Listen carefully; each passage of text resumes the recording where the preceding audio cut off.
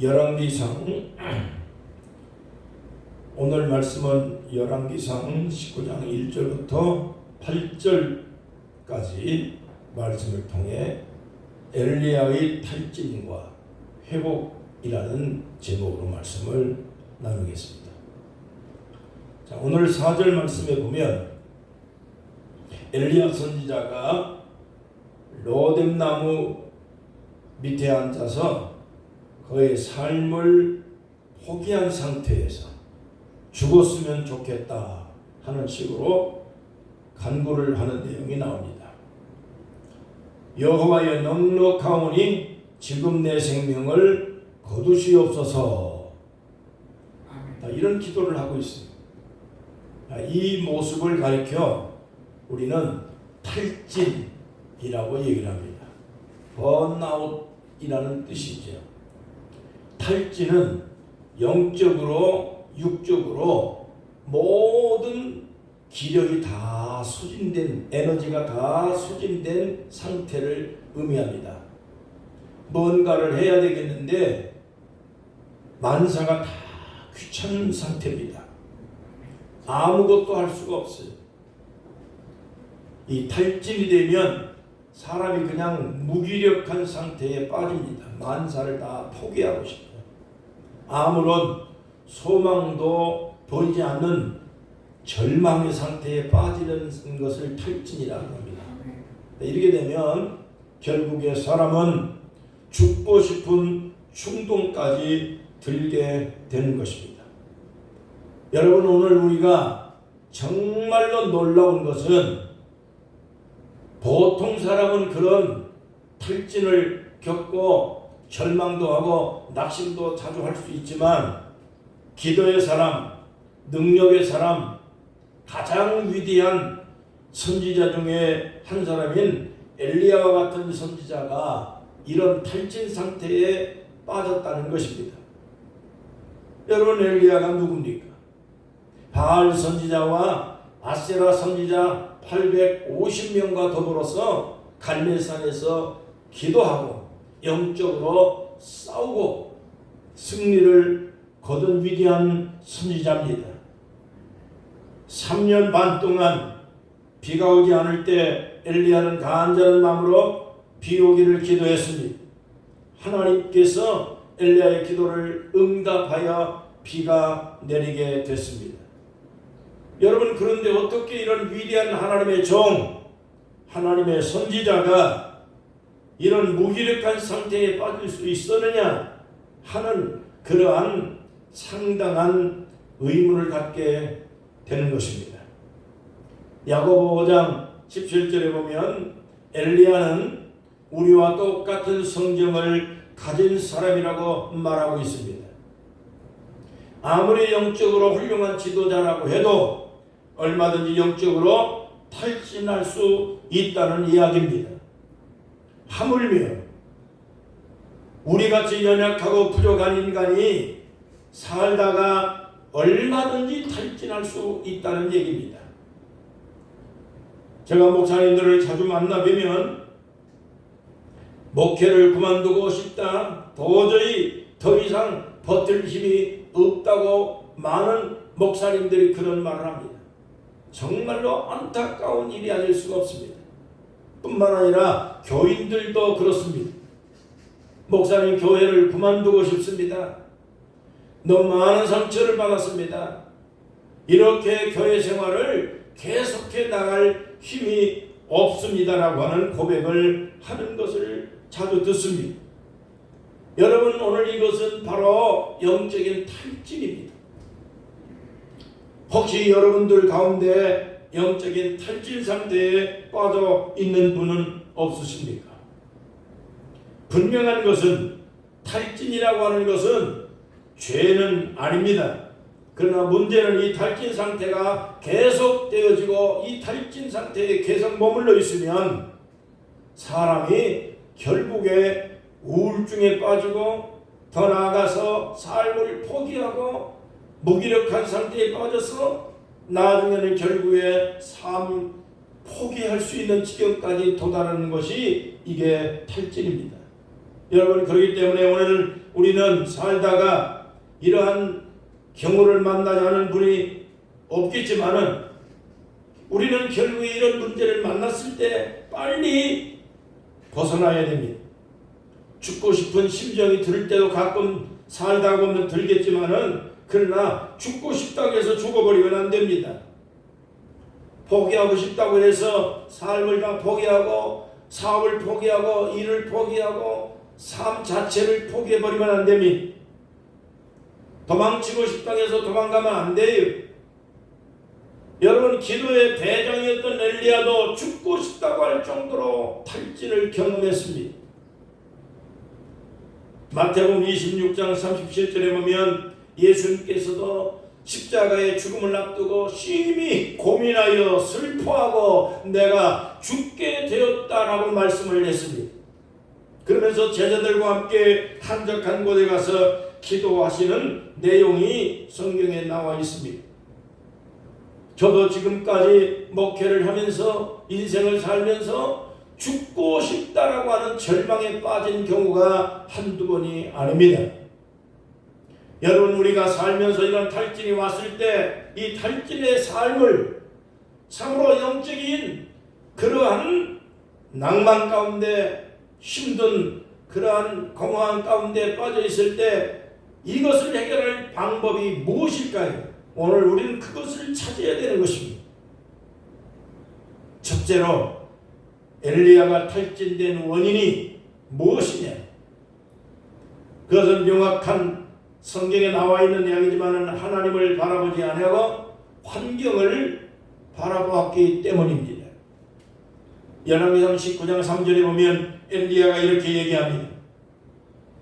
그가 이 형편을 보고 일어나 자기의 생명을 위해 도망하여 유다에 속한 부엘사바에 이르러 자기의 사원을 그곳에 머물게 하고 라고 한 구절에서 엘리야가 하나님을 바라보지 아니하고 그 형편을 보고 라고 하는 내용을 읽어보면 엘리야의 정신적인 상태, 신앙의 모습이 하나님을 향해 있는 것이 아니라 상황, 사람, 주변에 있는 여러 가지 많은 처한 그러한 주변의 삶에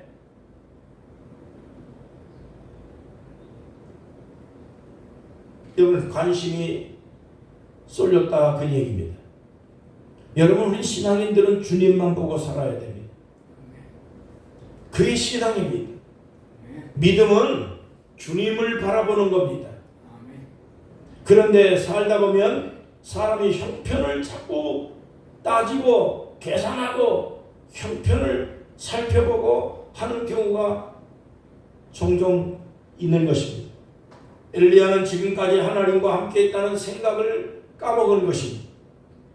엘리야의 기적은 하나님과 함께 있을 때 일어난 겁니다. 하나님이 함께 있기 때문에 갈멜산에서 불이 떨어졌습니다. 하나님이 함께 있기 때문에 어려움 가운데서도 죽지 아니하고 살아왔습니다. 엘리야는 그 모든 어려움과 환난과 그런 압박을 받으면서도 하나님이 나와 함께한다는 이런 생각 가운데서 살았기 때문에 낭망하지 않아 쓰러지지 아니하고 버티고 이기고 승리할 수 있었는 것입니다. 이게 전부 다 하나님의 은혜입니다. 그러나 지금 엘리야는 3절에 나와 있는 말씀대로 그 형편을 보고 라고 하는 이 단어가 말해주듯이 엘리야는 지금 하나님이 함께하고 있다는 사실을 까먹은 것입니다. 형편을 바라보고 두려움을 겪었습니다. 이세벨이 자기를 죽이려고 한다고 하는 이 사실만 바라보고 두려움에 쌓인 것입니다. 여러분, 사람은 무엇을 바라보냐에 따라서 믿음이 강해질 수도 있고 믿음이 약해질 수도 있습니다. 하나님을 바라보면 어떠한 상황 가운데서도 우리는 담대할 수 있습니다. 상황을 보시면 안 됩니다. 상황은 일희일비합니다. 하루에도 수없이 변하는 것이 상황이고 사람이고 환경입니다. 그렇기 때문에 자기 자신이나 환경을 바라보면 마음에 두려움이 올 수밖에 없고 걱정이 올 수밖에 없고 염려할 수밖에 없고 계산으로는 계산할 수 없는 일들이 수도 없이 우리가 반복돼서 우리를 압박하는 것입니다. 여러분, 그렇기 때문에 환경을 바라보지 말고 사람을 바라보지 말고 주변에 있는 여러 가지 많은 차한 입장을 계산하지 말고 하나님만 바라볼 수 있기를 주의 이름으로 축원합니다. 주문진에 가면 손성호라고 하는 집사님이 있습니다. 이 사람이 큰 오낭 어선을 몰고 다니는 선장이었습니다. 한번 저한테 이렇게 얘기합니다. 파도가 거세게 칠 때 배가 전복되지 않는 유일한 방법은 직진하는 것밖에는 다른 방법이 없습니다. 파도를 뚫고 나가는 것이 유일한 길이라고 얘기를 했습니다. 바로 그렇습니다. 신앙이란 주변에 거센 파도가 칠 때 좌우에 어려움이 오고 상황이 난처한 일에 여러분 처해졌을 때 그 상황을 두리번거리고 바라보고 계산으로 하고 여러분 좌우로 흔들리면 반드시 인생은 전복하게 되어져 있습니다. 환경만 바라보지 말고 하나님을 바라볼 수 있기를 주의 이름으로 축원합니다. 저는 목회하면서 죽을 고비를 수없이 넘겼습니다. 어제도 목사님과 어느 장로님과 함께 식사를 했습니다. 식사를 하면서 함께 나눴던 이야기가 있습니다. 우리 주변에 많은 목사님들이 목회 중간에 세상을 왜 이렇게 여절하고 떠나는 분들이 많은지 그 걱정이 되면서 목회가 얼마나 스트레스가 쌓이는지에 대한 그 이야기를 나눴습니다. 불과 몇 년 사이 속초에 있는 속초교회의 목사님 한 분이 심장마비로 세상을 떠났습니다. 젊은 분입니다. 또한 거진에 있는 성결교회의 목사님 한 분이 젊은 분인데 부임한 지 얼마 되지 않아서 심장마비로 세상을 떠나셨습니다. 대전감리교회 목사님 한 분도 심장마비로 요절을 하셨습니다. 제가 잘 알고 있는 해운대 순복음교회 목사님도 심장마비로 예배 시간에 여러분 요절을 하셨습니다. 많은 목사님들이 젊은이 또한 연세가 상관없이 여절하시는 이유는 스트레스가 쌓여서 심장마비로 그렇게 세상을 여러분 떠나는 것입니다. 그만큼 스트레스가 독약입니다. 목사님들에게 스트레스는 독약입니다. 그러나 스트레스를 안 받을 수가 없습니다. 목회 자체가 스트레스입니다. 그랬더니 옆에 있는 장로님도 사업하면서 수많은 스트레스를 받고 어려움을 겪고 난처한 일을 겪고 낭망하고 절망할 때가 수없이 많았다고 그럽니다. 목회자나 성도나 인생을 살아가는 누구나 다 스트레스 없이 살아갈 수 있는 사람 아무도 없습니다. 가정생활도 마찬가지입니다. 가정주부나 사업하는 사장이나 회사를 경영하는 거나 여러분 회사원이나 사업주나 공장의 노무자나 여러분 농촌에 농사를 짓는 분이나 어부나 어떠한 직종에 있든지 간에 스트레스 없는 인생을 누가 살 수 있겠습니까? 열왕기상 10장 10절과 14절에 보면 엘리야가 이렇게 얘기합니다. 내가 만군의 하나님 여호와께 열심히 유별하오니 이는 이스라엘 자손이 주의 언약을 버리고 주의 제단을 헐며 칼로 주의 선자들을 죽였음이오며 오직 나만 남았습니다. 그들이 내 생명을 찾아서 빼앗으려고 합니다. 라고 고백하며 기도합니다. 말하자면 지쳐서 힘들고 어려움을 겪고 있는데 주변을 아무리 둘러봐도 나를 도와줄 사람이 아무도 없다, 그 얘기입니다. 내가 힘들고 어려울 때 절망할 때 주변에 누가 나를 도와줄 사람이 없을까? 어느 환경에서 나에게 이 절망의 상태를 빠져나올 수 있도록 등을 밀어주고 끌어주고 나에게 힘이 되줄 사람이 없을까? 여러분, 엘리야가 절망한 건 바로 주변에 자기를 도와줄 사람 아무도 없다라고 하는 것을 판단한 겁니다.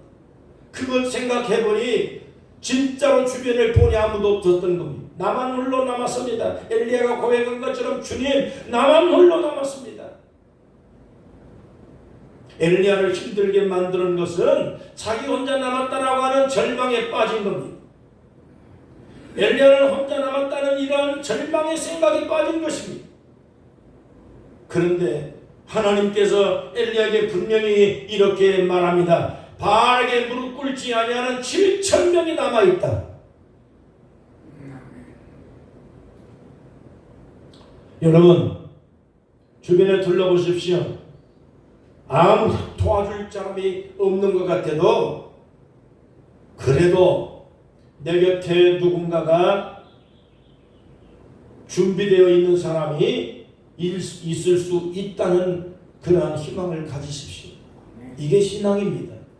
하나님은 누군가를 감동시켜 하나님의 역사를 위한 일이라면 반드시 그 일을 성취하도록 돕는 자를 붙여주게 되어 있습니다.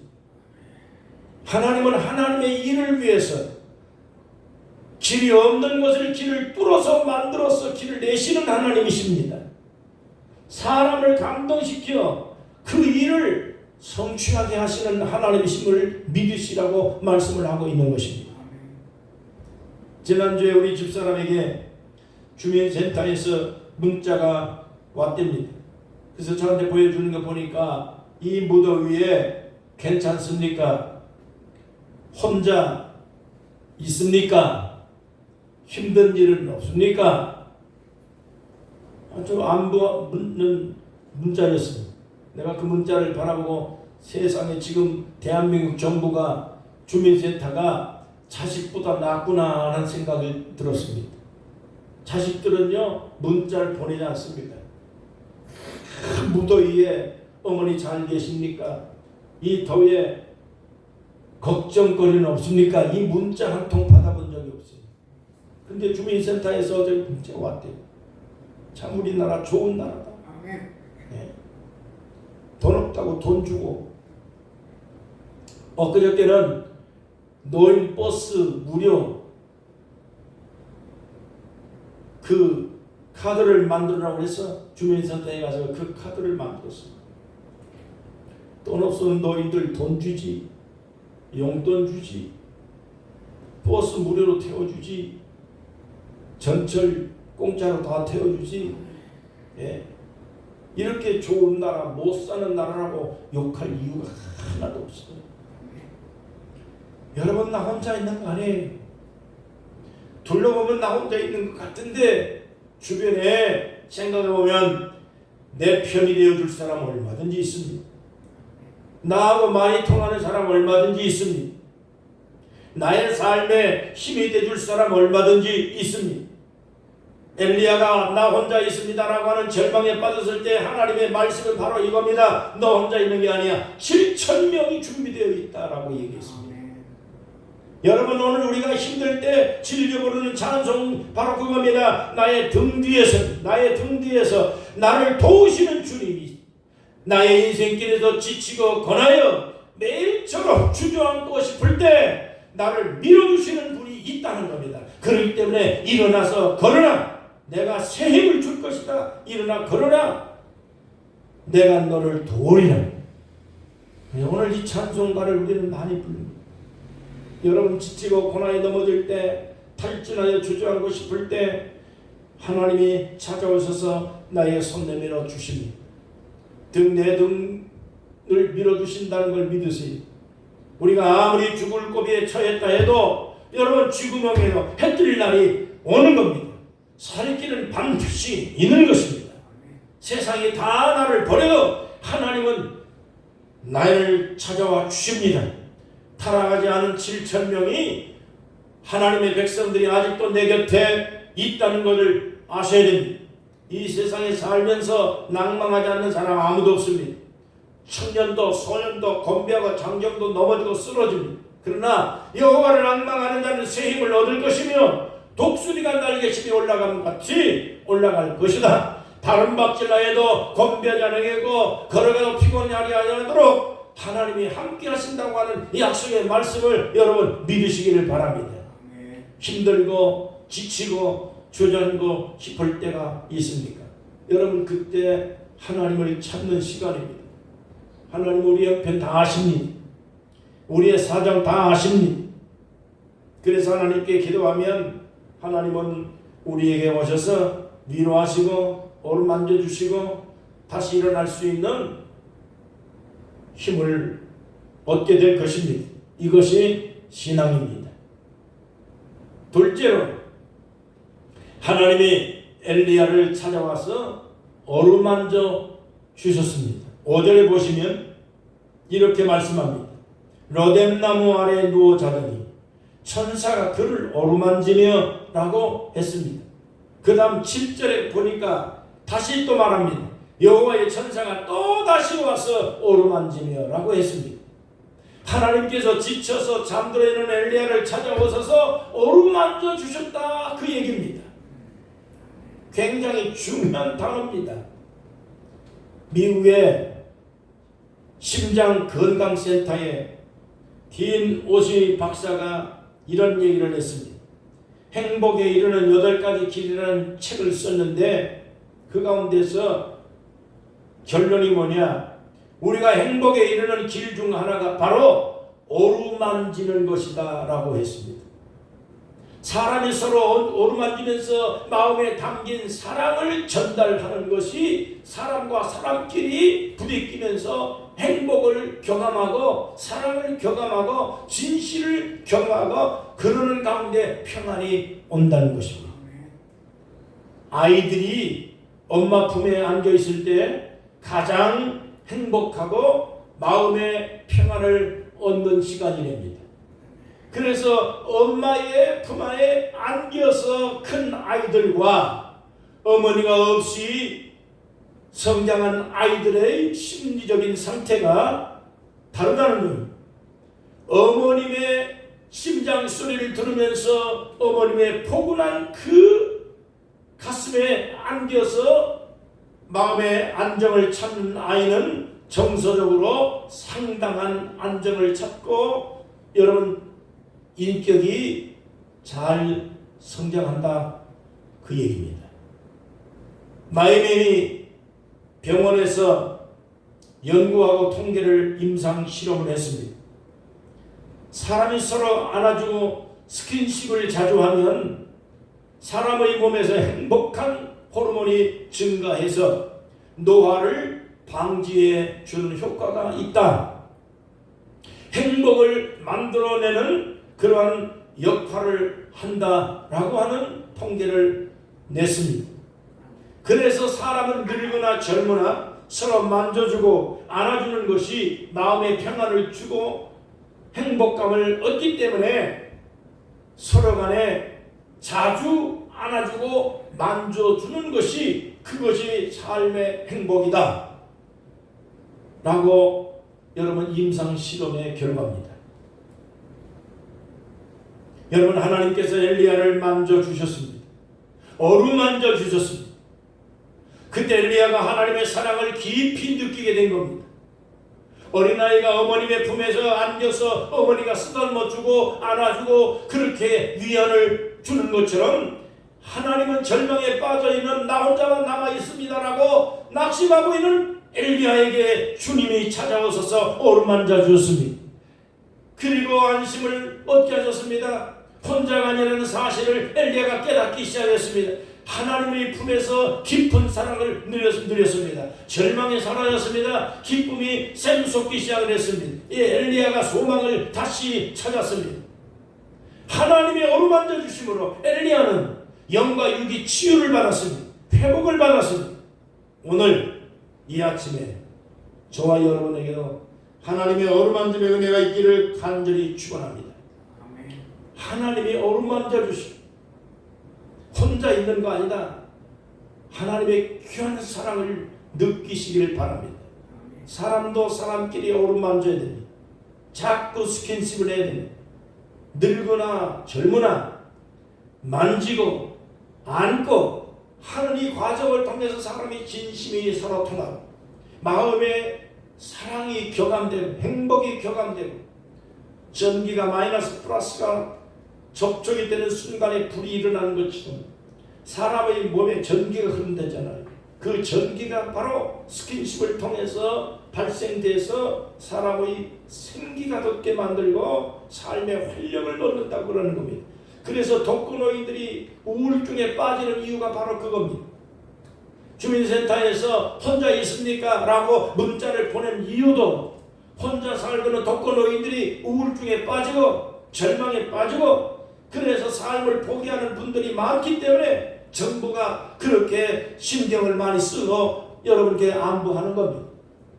그럴 텐데 하나님의 말씀이 바로 우리에게 이렇게 서로 간에 떨어지지 말고 함께 붙이면서 만지면서 이렇게 살면서 행복을 경험하고 생기 있는 삶을 살라고 말씀을 하셨습니다. 그렇기 때문에 가정에서도 서로 간에 만지고 그리고 안고 스킨십을 자주 하고 행복하게 생기 있게 여러분 살아갈 수 있기를 주의 이름으로 축원합니다. 축원합니다. 세 번째, 하나님은 엘리야에게 사명을 회복하라고 말씀을 하셨습니다.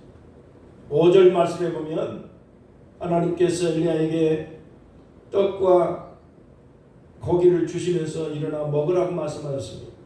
그리고 7절에 똑같은 말씀을 또 하셨습니다. 그리고 8절에 보니까 하나님께서 엘리야에게 이렇게 물으셨습니다. 엘리야야, 내가 어찌하여 여기 있느냐? 참 대단히 중요한 말씀입니다. 하나님께서 먹일 걸 먹이게 하고 또 먹게 만들고 그리고 마지막 물으시면서 하는 말이 뭐냐면 엘리야야, 내가 어찌해서 여기 있느냐? 지금 네가 있는 이 자리 잘못 왔다. 너는 있어야 될 자리가 여기가 아니다. 네가 꼭 있어야 할 자리를 네가 왜 떠나느냐? 네가 할 일이 있는데 그 할 일을 놔두고 어떻게 해서 여기 와서 근심하고 절망하고 낙심하고 죽겠다고 그렇게 하고 이러냐? 너 지금 잘못된 자리에 앉아있다 그 얘기. 15절 말씀에 하나님께서 엘리야에게 사명을 회복시켜 주셨어. 내가 너와 함께하리. 너는 나의 일을 해야 한다. 네가 있을 자리 여기 아니야.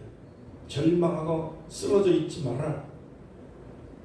하나님께서 엘리야에게 사명을 회복시켜 주시면서 하시는 말씀이 처방전이 바로 이겁니다. 첫 번째, 탈진을 호소하는 엘리야가 하나님으로부터 받은 처방전 첫째, 먹으라는 것. 먹으라. 두 번이나 연거푸 말씀하십니다. 먹어라. 떡과 고기를 갖다 주면서 먹어라. 여러분, 먹는 거 나쁜 거 아닙니다. 먹는 거 나쁜 거 아니에요. 어제도 장로님이 밥을 사줘서 함께 먹었습니다. 목사님과 함께 먹었습니다. 시시 때때로 목사님들과 함께 우리 성도들과 함께 시간 내서 밥을 먹습니다. 그 먹는 거 행복한 겁니다. 사랑을 나누는 겁니다. 용기와 희망을 나누는 겁니다. 결코 나 혼자 있는 게 아니로구나 하는 느낌을 갖는 시간입니다.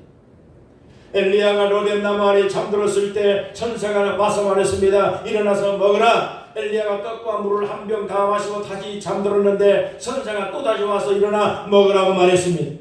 여러분, 예수님께서 부활하신 다음에 자기를 배반하고 낙심하고 있는 베드로와 제자들을 찾아가서 생선을 굽고 떡을 준비해서 조각을 먹으라고 말씀합니다. 지치고 힘들 때 여러분, 우리가 사람 만나서 밥 먹었니? 우리 밥 먹자 라고 하는 말, 이 한마디는 굉장히 따뜻한 말이고 좋은 말이고 용기가 있는 말입니다. 어디 가면 우리는 여러분 옛날부터 진지 잡으셨습니까? 아침 인사가 밥 먹었습니까? 라고만 묻는 겁니다. 친구끼리 만나서 밥 한번 먹자, 우리 한번 식사 한번 하자. 여러분, 친구의 사랑을 나누는 겁니다. 친밀한 겁니다. 절망에 빠져있는 사람 불러다가 밥 한번 먹읍시다. 여러분 상당한 용기를 주는 따뜻한 사랑의 교제입니다. 여러분 아까도 제가 말씀드렸듯이 저는 목회하다가 너무 힘들었습니다. 엘리야 이상으로 낙담하고 죽을 것만 같았습니다. 스트레스가 쌓여서 완전히 심장마비 걸리 직전까지 갔습니다. 뇌경색에 걸렸습니다. 온갖 마음의 근심과 걱정으로 절망에 빠지고 차라리 죽었으면 좋겠다라고 하는 생각을 수도 없이 했습니다.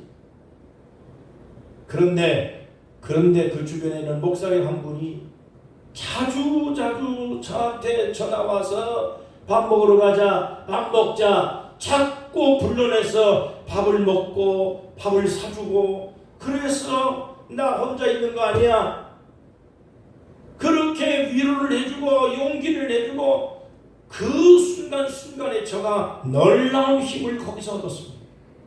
나는 그때 기도하면서 얻었던 말씀이 바로 이 말씀입니다. 잠언 24장 10절입니다. 내가 만일 환난 날에 낙담하면 내 힘이 미약함을 보임이나. 새벽 기도를 하는데 갑자기 이 말씀을 하나님께서 주셨습니다. 용기를 얻었습니다. 여러분 주변을 살펴보시기 바랍니다. 말 못할 형편에 빠지는 분들이 없는지 살펴보십시오. 그리고 밥 한번 먹자고 얘기 한번 해주세요. 그거 사람 한번 살리는 겁니다. 여러분 둘째로 탈진을 호소하는 엘리야를 위해서 하나님께서 두 번째 처방을 내리셨는데 사명을 일깨워 준 겁니다. 할 일이 있다는 겁니다. 너는 결코 혼자 있는 게 아니라 너 할 일이 있다는 겁니다.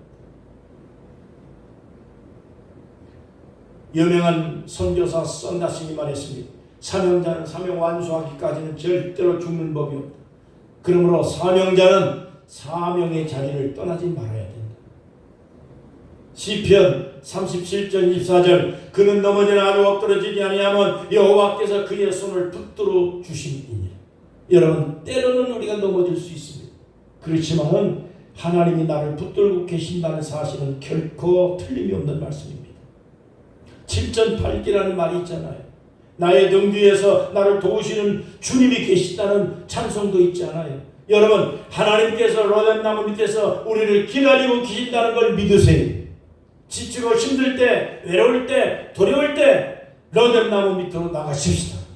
거기가 교회든 냇가든 산속이든 회사든 길거리든 어디서든지 우리가 기도할 수 있을 때 기도하십시오. 그러면 길가에서도 하나님은 우리를 만나 주실 겁니다. 냇가에서도 기도 못할 게 어디 있습니까? 길 가다가 장 보시다가 여러분 거기가 로뎀나무가 되시든 간에 하나님 앞에 기도하고 하나님 나 혼자 남았습니다. 나 죽을 것만 같아요. 그 기도 한마디는 하나님이 여러분을 어루만질 수 있는 시간을 회복하는 시간을 얻는 장소가 될 겁니다. 그게 어디든지 간에 상관하지 말고 기도의 자리를 삼으십시오. 하나님을 만나는 자리로 삼으십시오. 결코 여러분 혼자 있는 거 아닙니다.